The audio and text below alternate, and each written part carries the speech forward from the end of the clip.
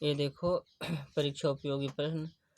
ये है पुरुष हंस गिद्ध उल्लू। इस चीज को आपको पढ़ना होगा। देखिए शब्द सामान्य से आज पढ़ेंगे लिंग। शब्द की जाति को लिंग कहते हैं। लिंग संस्कृत भाषा का शब्द है जिसका अर्थ होता है चिन्ह या निशान। चिन्ह या निशान किसी संज्ञा का ही होता है। चूँकि कोई भी वस्तु को हो वह पुरुष जाति की हो अथवा स्त्री जाति की, इसलिए संज्ञा पुल्लिंग होगी अथवा स्त्रीलिंग होगी। संज्ञा अगला संज्ञा स्त्रीलिंग होगी, इसलिए संज्ञा पुल्लिंग होगी अथवा स्त्रीलिंग होगी। संज्ञा के जिस रूप में वस्तु की जाति या पुरुष स्त्री का बोध होता है उसे लिंग कहते हैं। अब लिंग के भेद देख लो। लिंग के भेद पूर्णतः वस्तु 3 जातियां होती हैं। इन 3 जातियों के विचार से व्याकरण के उनके संज्ञावाचक शब्द के 3 लिंग में बांटे हैं। पुल्लिंग, स्त्रीलिंग, नपुंसक लिंग। संस्कृत, मराठी, गुजराती आदि भाषाओं में लिंग होते हैं। अंग्रेजी में भी लिंग का निर्णय हो प्राउक्त व्यवस्था 3 लिंग के आधार पर और स्त्रीलिंग 3 आधार पर होती है। परंतु हिंदी में केवल 2 लिंग होते हैं, पुल्लिंग अतः और स्त्रीलिंग। हिंदी में जड़ पदार्थ नाम की वस्तु नहीं मानते हैं, अतः केवल 2 लिंग समझते हैं। यही कारण है कि हिंदी के जड़ पदार्थ के लिंग का निर्णय करने में काफ़ी कठिनाई होती है। हिंदी में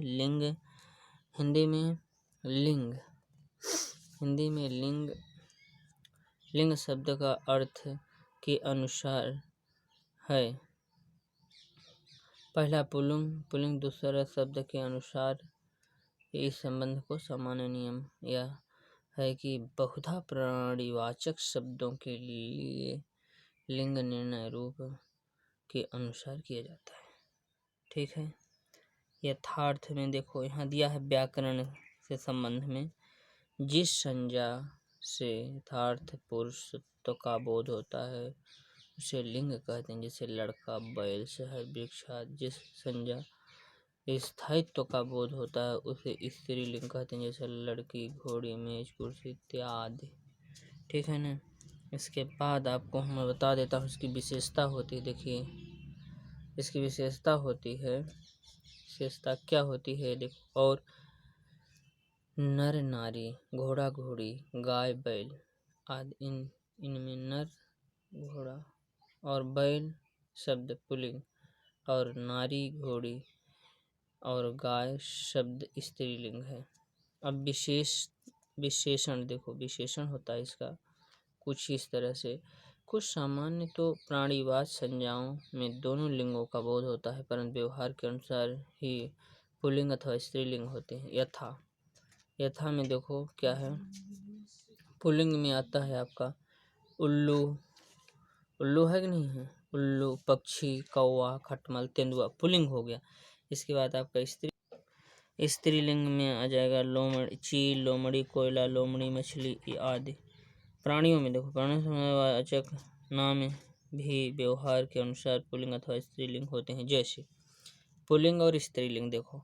पुल्लिंग समूह, झुंड, दल, मंडल, संघ आदि। स्त्रीलिंग में सभा, टोली, मंडली, गोष्ठी, पंचायत, सरकार, फौज, पलटन आदि। ये स्त्रीलिंग में आ गया। अब हिंदी में अप्रमाणवाचक शब्दों को लिंग निर्णय पर्याय व्यवहार के अधीन रहता है। अर्थ और रूप दोनों ही साधनों के शब्दों में का लिंग जानने में कठिनाई होती है। अतः दही, बुरा, अकवार, हाथी इत्यादि। जैसे हाथी पुल्लिंग है और क्योंकि इसका स्त्रीलिंग हाथिनी मौजूद है, इसी आधार पर आगे दिया है। कुछ व्याकरण होता है। जैसे व्याकरण पर अप्रामाणिक संज्ञा के अर्थ के अनुसार लिंग निर्णय के लिए अपने नियम बना लेते हैं। नियमों के अनेक अपवाद होते हैं। जैसे एक ही लेखक एक ही शब्द को विभिन्न अवसरों प्रयुक्त होते हुए देखा जा सकता है। यथा उसकी देह में खुजली है, उसको देहगान कहने का सारांश यह है कि हिंदी में लिंग निर्णय व्यवस्था बहुत कुछ अभ्यास पर रहता है। जैसे अब परीक्षा में पूछा जाने वाला देखो, हंस बताओ इसमें कौन सा यहाँ पढ़ लो पहले। निर्देश दिया निम्नलिखित शब्दों में स्त्रीलिंग का चयन करना है आपको। काहे का चयन करना है? स्त्रीलिंग का। हंस है, उल्लू है, गिद्ध है, चील है, चारों में कौन सा होगा? स्त्रीलिंग आपको बताना है, बस लिंग बताना है हमें, स्त्रीलिंग बताना है। तो पहला का क्या हो जाएगा? देख लो, पहला का हो जाएगा चील, दूसरा का भीड़, समूह, झुंड, दल, इनमें स्त्रीलिंग भीड़ होगा। फिर तीसरा में है समुद्र, शरीर, झील, तालाब, स्त्रीलिंग इसका झील होगा। चौथा में है गिद्ध, पत्रा, पैन, पत्री, चिट्ठी होगा। चौथा पचमा का दूध, घी, मक्खन, मलाई, इसमें से कौन स्त्रीलिंग है? मलाई है। ठीक है।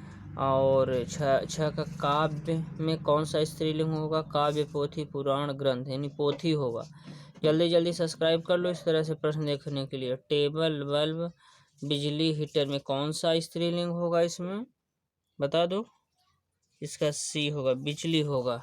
इसके बाद अगला चलो, क्वेश्चन नंबर 8 में स्त्रीलिंग कौन? लड़की, दौमी, पुत्री, नाना, लड़की।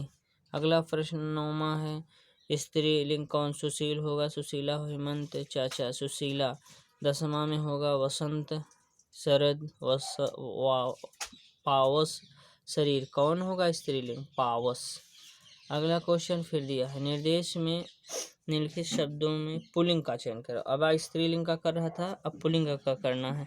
क्वेश्चन नंबर 11 में आप देख लीजिए, दही, कोयल, मुर्गी, हवा, इसमें कौन सा पुल्लिंग है? पुल्लिंग का मतलब पुरुष होता है, स्त्रीलिंग का मतलब होता है औरत जाति। ठीक है, इसमें कौन सा होगा? क्वेश्चन नंबर 11 में 12 का ए होगा, दही होगा। इसका पुल्लिंग कौन सा होगा? दही। हाथी 12 नंबर में, क्वेश्चन नंबर 12 में बता दो कि कौन सा पुल्लिंग है? हाथी है कि पेंसिल है, धेनु है, कांता है, इसका होगा बी, पेंसिल होगा। 13 नंबर में कौन सा है? 13 का कौन सा है? अब 14 का होगा, 14 का केवड़ा, नायक, नाक, विनय, आँख, कौन सा होगा पुल्लिंग? तो ए होगा। और 15 कौन होगा पुल्लिंग? नानी, जलज, मलज, सख, शिखा, जलज होगा। 16 कौन होगा पुल्लिंग? जय, उत्कोच, सहायता, गोद, गोद होगा। इसके बाद अगला है आपका क्वेश्चन नंबर 17 का होगा, कौन होगा पुल्लिंग इसका? अनुग्रह, दया, माया, कृपा, अनुग्रह। 18 को हो वाय, पटन, घटना, रज्जु, रचना, वाय, पुल्लिंग होगा। 19 का पुल्लिंग कौन होगा? पुल्लिंग रेणु होगा, प्रहार होगा, वेदना होगा, प्रवस्था होगा, ये होगा प्रहार। और 20 नंबर का कौन होगा? आंचल, पुल्लिंग आंचल होगा, असुर होगा, मेरु होगा, मृत्यु, मेरु। 21 उड़ान होगा, कल्पना, घटना, आविष्कार, इसका आविष्कार पुल्लिंग होने यानी पुरुषवाचक होगा। उत्तर देख लो, उत्तर माला भी यहाँ मैं लिख दिया हूँ, ये उत्तर माला है, इसको आप ध्यान से पढ़ सकते हो, मिला सकते हो। चैनल को सब्सक्राइब कर लो। बहुत बहुत धन्यवाद।